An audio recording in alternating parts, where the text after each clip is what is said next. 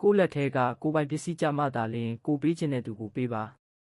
ကျွန်တော်တို့တွေဟာကိုယ်နဲ့မဆိုင်တဲ့သူတစ်ပါးရဲ့ပိုင်ဆိုင်မှုနဲ့ရွေးချယ်မှုတွေအပေါ်မှာစိတ်ထဲကနေဝင်ပြီးဆုံးဖြတ်ပေးခြင်းနေမိတတ်ကြပါတယ်ဘသူကဘလောက်ချမ်းသာလို့ဘယ်နေရာမှာဘလို့သုံးလိုက်ပြီးဘလောက်လူလိုက်ပြီးဆိုတာမျိုးတွေကိုမြင်တဲ့အခါဟိုနေရာကိုပေးလိုက်ရင်ပိုကောင်းမှာဒီလူကိုမကူညီရကောင်းလားဆိုပြီးစိတ်ထဲကနေလိုက်လံပေါင်းခတ်အလိုမကျဖြစ်နေတတ်ကြတာလူတဘာဝပါ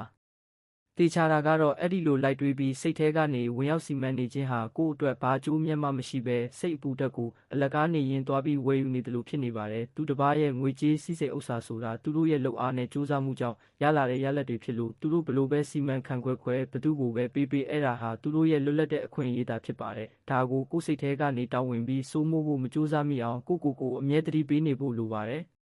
ပတ်ဝန်းကျင်ကလူတွေရဲ့ရွေးချယ်မှုပေါ်မှာမကြေမနက်ဖြစ်ပြီးကိုယ့်ရဲ့စွမ်းအင်တွေကိုအလားဟာတဖြုံတီးပြစ်မဲ့စာအဲ့ဒီဖြစ်တည်မှုကိုရိုးရိုးရှင်းရှင်းပဲအတိအမှတ်ပြုပြီးကြော်ဖြတ်လိုက်တာဟာကိုယ်စိတ်ကိုအေးချမ်းစေမဲ့အကောင်းဆုံးနည်းလမ်းပါ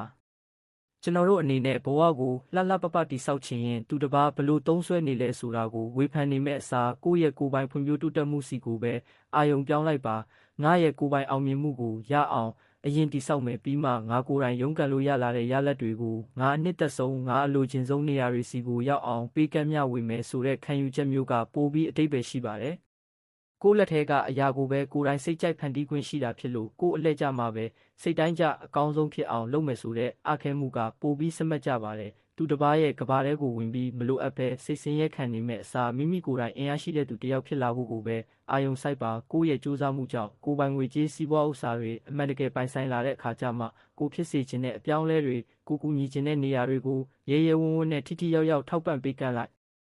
ပါအဲ့ဒီလိုရင်းကျက်တဲ့ခံယူချက်မျိုးနဲ့ရှောက်လန်းခြင်းကသာမိမိကိုယ်တိုင်လည်းအတွင်းစိတ်ကောပြင်ပဘဝပါအမှန်တကယ်ကြီးပွားတိုးတက်လာစေမဲ့စစ်မှန်တဲ့လမ်းစဉ်ဖြစ်ပါတယ်